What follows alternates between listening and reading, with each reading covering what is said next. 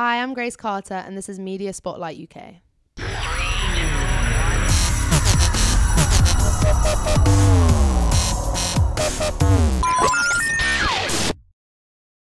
Grace. Hello. How are we doing, hun? I'm good, thank you. Good. I'm good. I'm really privileged to be sitting here with JayZ and Beyoncé's kid.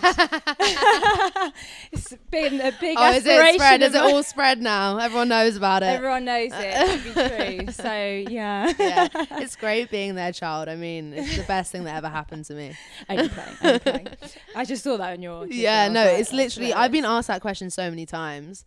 Because there was Beyoncé and JayZ's tour, there was like a billboard at one of the shows that was like of me, and obviously my name's the same as theirs. Yeah. And everyone was like, "Are you related to them?" I was like, "No, no. My mum's called Rachel. She's really cool, but it's not Beyoncé." That's hilarious. Yeah. So your mum lives in Brighton? Yeah. Is that correct? That's where you grew up? Yeah. What was it like growing up in Brighton? It was cool. I moved there from northwest London when I was 9. Mm-hmm. And so you was originally in from London. Kensal Rise, yeah. Ah. Yeah. And then I moved to Brighton, and it was cool. It like, I don't think I ever really fitted in amazingly there. No. But it was where I started writing songs and where like I found the time to do music, and that was like the thing that took up all of my space. Yeah. So yeah, I have a lot of memories there. Why did you feel like you didn't fit in Brighton? I don't know. I moved from a place in London where like all my friends were, and I'd made my friends, and it was all good. And then I moved there, and I had a lot of questions. Like I was a very confused child. So moving somewhere, especially as like a young mixed race girl, and my mum's white, and I just moved to a very white area. It was like, it was definitely an interesting moment. I was like, wow. Oh, bless you. And then you came back. Well, you was coming back and forth to London, weren't you, for a while? And then sort of just like staying. And then I was like, Mum, I'm really sorry, but I'm gonna have to go permanently now. Yeah. But yeah, I would. So from when I was 17, I would travel back and forth, and then about 3 years ago, I moved up. Oh, nice. Probably. I read that you in your house like made a little makeshift studio. Did that drive your mum mad? She actually loved it. Oh, really? Yeah, like because my mum's really not creative. Okay. Like every time I say that, it really breaks her heart, but she's not. She's just not. She's just not. I can't lie and say she is. So just the fact that I was like doing things that were creative and I'd pass time and I wasn't doing like dumb stuff. I was like making use of my time. That's true. She really loved it. So it was either the loft or the basement because I didn't like being heard. So I would always want to like hide away so no one could hear me when I was writing a song. Cause it probably was like the worst thing you'd ever hear. So where I first moved, we had a loft and I just used to sit on like an old mattress and record things. Yeah, that's super cute. And then my mum would come and be like, "It's dinner." I'd be like, "Give me another hour, I'm on the chorus." Oh, that's cute. Yeah. I remember when I brought Dex home to my house. How was that? Was like, no. Yeah. Never go. Not allowed. Not allowed. I think if it was Dex and I was like playing some like crazy tunes, my mum would be like, "Tone it down." But I was playing like acoustic guitar and a bit of piano and singing my heart out. So yeah, you self-taught the piano, didn't you? Yeah. Off YouTube, like literally just that's not crazy. even just like watching people play the songs I loved at the time. It was like how I'd find chord progressions that I liked, or like it's through amazing. that. It wasn't like sitting down and having like a piano teacher on YouTube. It was like learning other people's songs. Yeah. That's so impressive. I had years of piano teaching. Oh no, but I don't think I would have gone. Struggled. I think if I had a piano teacher, I would have like rebelled and been like, "This is boring." Oh, really? So I could just like play the things I liked. Yeah, that's true. My piano teacher never actually wanted me to play like popular music. It was like classical only. I was like, play popular songs. Yeah. Okay, cool. So then you moved permanently when you were 17 to London. Well, it's kind of blurred. I can't really remember, but I would start leaving home first year of college. I'd come up and stay, and I used to like live out of a suitcase, and then I moved up permanently. Yeah, you took the plunge. Yeah. And then what do you think was sort of the defining moment where you thought, do you know what, this singing's going to work? Was it the release of Silence, or? I don't know. I don't really know. I think, to be honest, as soon as I left normal school, as soon as I left school and kind of figured that I wasn't that academic and that really wasn't for me, that was kind of, it's never been a thing of like, am I making it now? Like, is this it? It's just like, I just do it, and it's just like what I love to do. But like, what gave you that confidence to my mum. Oh, really? Yeah. Like, honestly, yeah. She was just, she knew I wasn't that smart, so she was like, "You're quite good at this." I bet she's like, "I didn't say that." You should do this. No, but she was like, "This is what makes you happy." I was a very angry child, and I didn't have any way of getting it out of me. So as soon as I found songwriting and found music, it was like, you should definitely do that. If that's something you want to do, like I'm going to support you in that because it helps you and it makes you happy. So getting into that, like I must admit, the first thing that I always think when I hear your music, it's like it's really emotional for me. Yeah. And I don't know, like if I feel like maybe I feel some sort of similarities in like us growing up, but when I listen to your music, it definitely just like makes me feel emotional. Is that kind of your main aim with the music you're making at the moment? You're almost sort of on a path like Adele, like quite emotional. That's the sort of music I grew up and like really loved. Was just like emotional music that at the point where I was listening to it, I didn't have that outlet yet, so that was my outlet, was listening to those people. But yeah, I don't think I ever write a song with the intention of it like making someone cry. But the only real time that I sit and write songs, or like choose to sit and write a song, is when I feel something, and that emotion is usually something kind of sad. But at the end of the song, it's like I've got over it and I feel happier because I've got it off my chest. So it's like I never want it to be like a like sad, depressing, dark, down thing. It's like positive spin. It's a bit crap, but like it's all gonna be fine in the end, kind of thing. Yeah, absolutely. Because Silence was kind of your main like first track. That was the first thing that you put out there. I've done like an SBTV session before, which was I pretty saw jokes. that. I shouldn't have mentioned that. No, it's funny. It's hilarious. I was like super young with braces. It was cute. You. No, I thought it was good. Loved him all. He like gives the platform. Yeah, no, and he was amazing to me when I was super young. Like the fact that he gave me that platform. That's how I met my publisher. Yeah, like, that's how I got the attention of my publisher and like all that stuff. Really? So amazing. That was really cool. But Silence was the moment of like, this is the and it got a lot of love.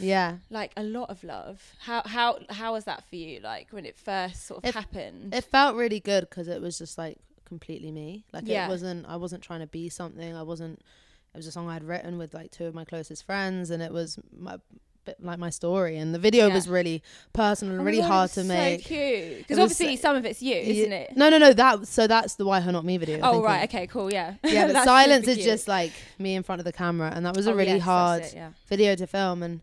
But when I put it out, it was like, I love everything about this, and I love the video, and I love all of these things. So like, if no one likes it, that's fine, as long as I like it. Yeah, no, absolutely. And then people liked it, and I was like, whoa, where did all these people come from? Was that tune on Grey's Anatomy? Yeah. Literally. I've never seen Grey's Anatomy, though, but everyone I know watches it, and I'm like, yeah, it's amazing. And they always have songs that like you hear it and you're like, oh my God, who is that? Because I feel like that's actually how I discover a lot of music, is if someone's like matched a scene really well with the song, it's like the most powerful thing. Yeah, no, absolutely. And it totally suited. Have you seen the scene that it's in? I haven't. Have you not? No. Oh my God, you actually need to. You'll be like, I'll find it. I'm going to do that when I get home. That's so bad I haven't. Maybe I have. I might have the episode for you. I'll show you. Okay. Tell me what because you need to watch it, because it's so fitting. It's really, really good. Good. Random little thing I saw. You had a dream about Perry Drizzle. Is that correct? Oh my gosh, don't. Like Nandos. Do you love Nandos? I love Nandos, but that's only because I'm on tour, and it's like you eat it a lot. You just eat Nandos. Yeah. What's your go-to Nandos? Double chicken wrap with halloumi. I'm acting like I don't know. Yeah. What spice? Medium.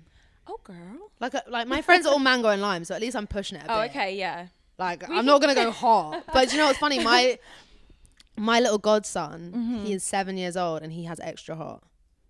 Wow. But I don't know if he's just in agony and is just doing it to be the big man. Yeah. But he's 7. I'm like, would you do that at 7? No. It's very strange. By the time he's older, he's not even going to be able to taste hot sauce. He came into my flat and I have like the sauces, and I made him some food, and he was like, can I have some hot sauce? I was like, yeah. Gave him the hot one. He went, no, I want extra hot. Oh. I was like, all right, jeez. You're like 7. You're going to burn your tongue off. Yeah. That's impressive at that age. The chicken wrap is my thing. Yeah, I love a chicken wrap and halloumi. And the Perry Drizzle is really good. Yeah, so the Perry Drizzle. So you've been dreaming about it. Yeah, it's so good. I wish I could have like a massive bottle of it, but I don't. So yeah, it's bang bang. I feel you.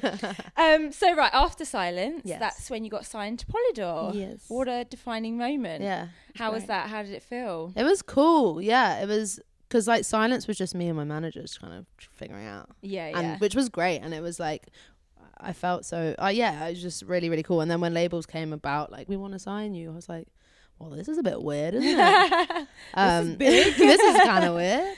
And And yeah, it's been great. I feel like for me, anyone that I work with just I need to have like a personal connection with, just because everything's so personal. It's important that, of course, like, I'm on the same page, and they're great. I love them. Yeah. Oh, amazing. And then, of course, Why Her Not Me? Yes. So, I mean, I love a piano, must say, obviously, being a pianist. With the melody, did you write it? Yeah? Yeah. Did that just sort of just flow? Well, the lyric came first. Oh, did it? Yeah, so the lyric came first. It came from me having a conversation with the guy I wrote it with, Mike Kintish, who is, like, honestly one of my favourite people, just because I've been through some weird things. Whenever I'm with him, something dark happens. I'm like, really, Mike? But then we can write 6 songs, so, like, kind of cool. But yeah, we just had a chat and then wrote everything down, and the song kind of just, like, wrote itself. Just took and off. Why Her Not Me was, like, something I kept on saying. Yeah. And then it was like, that's obviously the song. And then we just found it was a very, like, it was a very easy song to write, and it was very natural. And it was before I had a publishing deal. It was before any of those things. Like, I was just a little child with a suitcase going through London. Bless you. Yeah. And again, really emotional. Yeah, and it was a really hard song I'm saying, like, it was really quick and easy and this and that. But it was really hard. It was a very emotional song to write. And it was like, I think the thing with me is that, yeah, all of my songs are emotional, but they're also, like, my life. It's not just stories. Like, it's things that I'm going through, and it's really hard. But writing that song helped me overcome so much and helped me understand myself and my feelings about it a lot more. How does it feel to kind of, like, be so open with your music, obviously knowing that everyone will listen and be like, oh my goodness, like, this is your life? I don't think I thought about it until I released Why Her Not Me. I don't think I really thought about it. It's almost like a diary. Yeah, like. it really is. But I've always been a super honest and open person. Like, I've always just kind of said how I feel, whether it be good or bad. Yeah. But yeah, with Why Her Not Me, I think because it's just it's about, like, my childhood and growing up without my dad and him having another family, and that's, like, that's not fun for anyone. So yeah, that it was definitely hard sharing, but through sharing and feeling so much closer to so many people was just like, it was a really lovely thing. Oh, it helped, like, you evolve. Yeah, through, like, my vulnerability, it allowed other people to be vulnerable. And I think actually, like, my mum's always brought me up saying, as painful as vulnerability can be, it's actually just strength, and it's powerful. So, like, amazing. That's so cool. Your mum sounds like a staple part. She's a queen. She's a sassy queen. Oh, I love it. And I am, like, a massive drum and bass fan. Yeah. And there was a remix. The remix, made, wasn't there? That was crazy. That was the most random thing ever. I mean, I could imagine them literally hearing your voice, because it's a certain type of voice that just goes so well with drum and bass. And it might not be anything. Well, I never thought about it before. It's something that a lot of artists wouldn't even think about, and then a drum and bass producer will contact them. Oh, wow. You didn't even contact, like, it literally just happened. Oh, like, really? Yeah, it literally just happened. I did a show for the sound poll, the BBC sound poll. Yeah. And after that, like, some of the... Greg James and some of the other producers and people went out for drinks and, like, had a drunken chat about my song.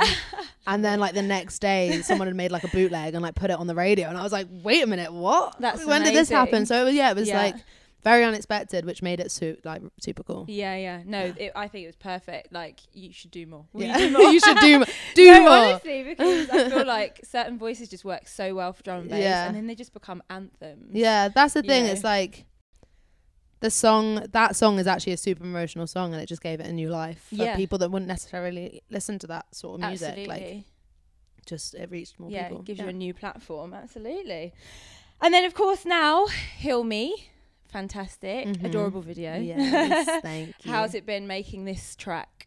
Yeah, Heal Me was like, I wrote that also, like, 4 years ago.